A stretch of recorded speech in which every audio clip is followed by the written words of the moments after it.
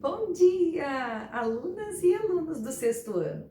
Vamos começar então nossa aula de FHCR, sendo que hoje é a segunda parte do capítulo 2, onde nós vamos conversar sobre ritos, expressões religiosa e social. Lembrando que sempre a professora deixa para vocês um roteiro de estudo e ali estão todas as páginas do livro que nós vamos conversar aqui nesta aula de hoje também. E as dúvidas, por favor, anote, porque na nossa aula ao vivo a gente pode conversar e juntos aprender ainda mais. Então agora, vamos lá, ao conceito de rito. Está na página 22 e eu peço que você sublinhe o terceiro e o quarto parágrafo, que são esses que a professora expôs aqui no slide. E diz assim: os ritos podem ser ligados ainda a momentos importantes da vida, como celebração de aniversário, em que se festeja a vida ao lado de pessoas queridas. Também, no contexto religioso, existem diversos tipos de ritos ou rituais. Rito para iniciar pessoas na comunidade, rito que celebra o nascimento ou a morte e também a passagem de uma fase da vida para outra fase, da adolescência para a vida adulta, principalmente nas tribos indígenas, e ritos que recordam momentos importantes daquela religião. Isso aqui está na página 22, você deve sublinhar então o terceiro e o quarto parágrafo. As próximas páginas, elas vão nos passar alguns ritos e rituais. E para isso eu vou pedir ajuda do professor Valmir. Então assiste o vídeo com a prof agora. Olá pessoal, tudo bem com vocês? Eu sou o professor Valmir.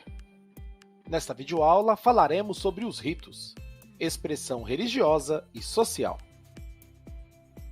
O que aprenderemos nesta aula? Identificar ritos presentes no cotidiano pessoal, familiar, escolar e comunitário. Identificar ritos e suas funções em diferentes manifestações e tradições religiosas. E caracterizar ritos de iniciação e de passagem em diversos grupos religiosos, como nascimento e casamento. Podemos definir rito como um ato ou conjunto de comportamentos, individuais ou coletivos, que segue certas regras destinadas a serem repetidas segundo um projeto previamente determinado. Entretanto, é importante destacar que os ritos não são exclusivos das religiões. Na vida cotidiana, eles também estão presentes. Por exemplo, os apertos de mão e abraços são ritos de cumprimento muito comuns e demonstram carinho e amizade.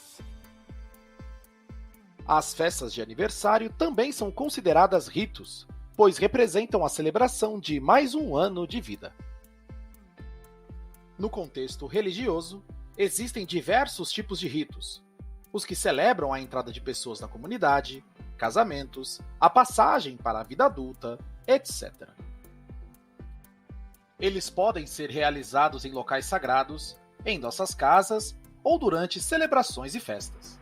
Vamos conhecer alguns deles. Ritos católicos. A festa do Divino. Os católicos costumam celebrar as chamadas festas do Divino em diversas regiões do país. Elas são preparadas com rituais como ladainhas, novenas, missas e procissões que celebram o Divino Espírito Santo. Os cristãos, de um modo geral, dão uma enorme importância ao rito de batismo. Para os cristãos, a água expressa a purificação, vida nova e entrada da pessoa na comunidade. Ritos do islamismo. As orações diárias. Salah. Os muçulmanos realizam as orações 5 vezes por dia, voltados para a cidade de Meca, ao amanhecer, ao meio-dia, à tarde, ao pôr do sol e à noite. Ritos do judaísmo. No judaísmo, há ritos de passagem que celebram mudanças importantes na vida dos fiéis. O Bat Mitzvah e o Bar Mitzvah são dois exemplos deles. O Bat Mitzvah é celebrado quando as meninas completam 12 anos de idade. Por outro lado, o Bar Mitzvah é celebrado quando os meninos completam 13 anos de idade, atingindo a maioridade espiritual. É importante destacar que estas celebrações se iniciam na sinagoga, onde tanto o menino como a menina fazem a leitura da Torá pela primeira vez. O casamento é considerado um dos rituais mais importantes do hinduísmo. Eles acreditam que a vida em família é a única que proporciona felicidade e sucesso. Durante a celebração, o casal anda em volta de um fogo sagrado e dá 7 passos, cada um simbolizando um aspecto de sua vida a dois. Após o nascimento do bebê hindu, o ritual consiste em escrever a palavra sagrada Om, com mel em sua língua, e sussurrar o nome de Deus em seu ouvido. Bom, é isso, pessoal. Em caso de dúvidas, consulte sempre o professor. Eu fiquei muito feliz quando eu encontrei o professor Valmir na internet, pois ele explicou de uma forma muito maravilhosa exatamente os ritos que nós temos no nosso livro. E eu peço agora que você sublinhe, destaque na página as tradições religiosas e os ritos que nós encontramos nela então. Sublinhe as palavras na página 22, cristianismo e tradição religiosa islâmica. Na página 23, o rito que nós vimos no nosso vídeo com o professor Valmir, destaca então, ou melhor, sublinhe, como queira falar, a palavra judaísmo e a palavra hinduísmo. Depois de fazer isso, peço para você responder essas questões, que uma diz, escreva um rito que você pratica no dia a dia. Não precisa ser um rito religioso. Por exemplo, escovar os dentes após as refeições é um rito, é um ritual de higiene. Agora, nós temos que ter o hábito de usar as máscaras ao sair de casa. Vai fazer parte da nossa vida e vai fazer parte do nosso rito também de etiqueta social. E um ligado a um momento importante da sua vida, o nascimento, o aniversário, uma comemoração que você fez em família. E também a questão número 3. Na página 24 do nosso livro, nós encontramos uma pombinha. Uma pombinha da paz, é o símbolo da paz. Mas agora pensa comigo. Nada acontece por acaso, a gente tem um fundamento histórico também para a pombinha ser este símbolo da paz. Já na narrativa bíblica, no mito bíblico judaico-cristã da Arca de Noé, quando Noé percebeu que uma pombinha chegou na arca e na ponta do bico dela tinha um raminho de oliveira, ele entendeu. Entendeu que era um momento novo, um momento de paz, um momento de esperança. E desde então é usado a pombinha com um raminho verde no seu bico como símbolo de paz. Agora, esta página propõe para você parar e pensar qual o significado da palavra paz. Como é possível identificar este conceito na obra de Picasso? Escreva com as suas próprias palavras. Eu quero te escutar na nossa aula ao vivo. Logo depois, nós temos também, na sequência, na página 25, mais uma reflexão. Leia com atenção, pare, pense e responda com todo carinho. Agora, na página 26, nós encontramos uma outra maneira da tradição religiosa budista, que é o símbolo do Om. Nesta página, eu posso perceber o quanto é importante este conhecimento. Esta página está cheia de conhecimento, você tem que ler com atenção, com muita atenção.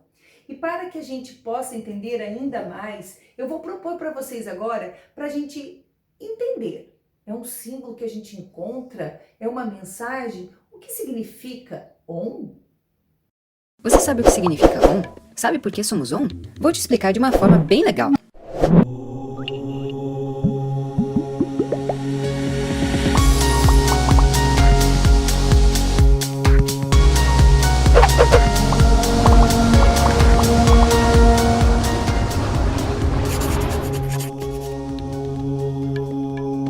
Om é uma sílaba única originada pelos Vedas, que significa em sânscrito aquilo que lhe protege e abençoa. Om é considerada por várias escolas, mestres e tradições como o som primordial do universo. Podemos afirmar então que Om é o princípio, meio e fim. É a totalidade. Seu som monossilábico representa o universo inteiro em sua energia, não apenas o universo físico, mas também a experiência dele. Pronunciando este som, o ser, em corpo, mente e espírito, entra em equilíbrio e harmonia. Em sânscrito, a vogal O é um ditongo composto por A mais U. Por isso, Om é a representação de A1. Este símbolo contém os 5 elementos do universo: terra, fogo, ar, água e éter. Segundo alguns mestres hindus, A representa a criação de tudo, ou a existência terrena, e também o estado de vigília. U é a conservação do universo. O brilho simboliza o estado de sonho. M simboliza o estado de sono profundo, a transformação do universo, destruição, iluminação ou consciência absoluta. Podemos observar que na existência, tudo é regido por essas 3 energias: criação, preservação e destruição. Segundo o pensamento místico indiano, o símbolo representa os estados de consciência de um indivíduo. A curva maior simboliza o estado de vigília, na qual nossa consciência é voltada para o nosso interior. A curva de cima mostra o estado de sono profundo, ou de inconsciência. A curva do meio significa estado de sonho. Essas 3 curvas representam o fenômeno físico. O ponto significa o 4º estado da consciência, que representa o estado de quietude total, pacífico e sagrado. É este o estado alvo de todas as atividades espirituais. Este é o estado de felicidade e plenitude que tentamos atingir. Este estado absoluto ilumina os outros 3 estados. O semicírculo simboliza Maya e separa o ponto das outras curvas. Ou seja, é a ilusão de Maya que nos cria obstáculos em nossas realizações de estados mais altos da consciência. Repare que o topo é aberto e a representação de Maya não toca o ponto. Isso significa que o estado mais alto não é afetado pela ilusão. Maya só afeta os estados de consciência inferiores, e é esse efeito que nos mantém longe da realização do ser, nos mantém na ilusão, na dualidade. Portanto, repetir diversas vezes este mantra nos coloca cada vez mais próximos do universo, da unicidade, do absoluto. Om é toda a energia do universo. Independente das representações, nós estamos todos conectados a tudo. Assim, somos um com o universo, com a natureza e com os outros seres. Por isso somos Om. Nosso canal é uma forma de compartilhamento de ensinamentos, que nos colocam cada vez mais na vibração do universo. Como seres universais que somos, este canal surge para falar sobre diversos assuntos que tratam da mesma essência, do que é viver e buscar a evolução em todas as áreas da vida, de maneira holística, consciente e harmoniosa. Junte-se a nós, afinal, somos Om. Como é bom entender, como é bom parar e pensar em todos os conhecimentos que nós adquirimos no nosso livro de FHCR. Na página, ou melhor, nas páginas 27 e 28, eu preciso que você faça a leitura. Eu já sei que tem alguém que já até leu o livro da Malala. E mais este posicionamento sobre esta mulher muçulmana. O que aconteceu? Quero ouvir a sua opinião na aula ao vivo, mas para isso eu preciso que você faça a leitura e reflita sobre essas questões. Logo em seguida, olha só, Antonieta de Barros é aqui de Florianópolis. Uma pessoa pode sim virar um símbolo. O que ela fez está escrito aqui. Pesquise, vá atrás, pesquise algo mais sobre Antonieta de Barros e converse com a sua família, vê se alguém sabe também algum fato importante para nos contar. Registre de forma criativa o que vocês conversaram. E olhe só, Antonieta de Barros está grande aqui em Florianópolis, na Rua Tenente Silveira, como um painel artístico que embeleza a capital do nosso estado. Imagem forte, imagem que nos faz perceber que a oração sai de dentro para fora. Imagem que nos revela uma capela, uma igreja destruída. O que aconteceu? Qual é o símbolo, qual é o grande significado de celebrar mesmo no meio de ruínas? Pare e pense sobre isso. Escreva a sua opinião, que eu quero te ouvir. E para finalizar a nossa aula, você vai responder, lembrando do que é um símbolo e que é um rito. E escreva alguns exemplos de símbolos e ritos que você conhece. E assim a gente finaliza mais uma aula de FHCR. Ah, lembrei! Não esqueçam, importante, esta semana, dá um abraço na mãe, liga para a avó e diz eu te amo. Mãe, nossa fonte de amor muito segura. Agora, olha para a prof aqui e diz assim, tchau, prof!